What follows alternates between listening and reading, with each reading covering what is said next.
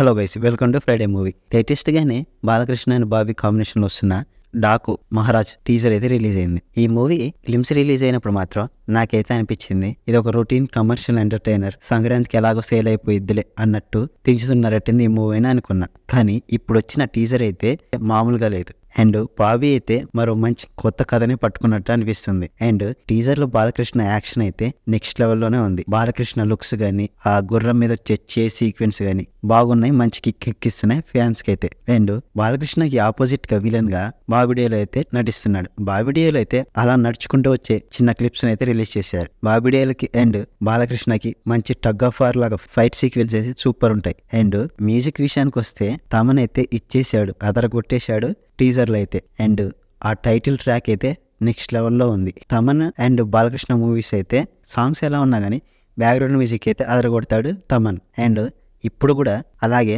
టీజర్కి అయితే నెక్స్ట్ లెవెల్లోనే ఇచ్చాడు music. And movie కోసం అయితే నేను ఈగర్గా వెయిట్ చేస్తున్నా. అండ్ ఈ టీజర్ మీకు ఎలా అనిపించింది కింద కామెంట్ చేయండి. లేటెస్ట్గానే రిలీజ్ అయ్యి బ్లాక్ బస్టర్ హిట్ కొట్టిన అమరన్ మూవీ ఓటీటీ స్ట్రీమింగ్కి రెడీ అయింది. ఈ మూవీ 200 కోట్ల పైన కలెక్షన్స్తో దూసుకెళ్తుంది.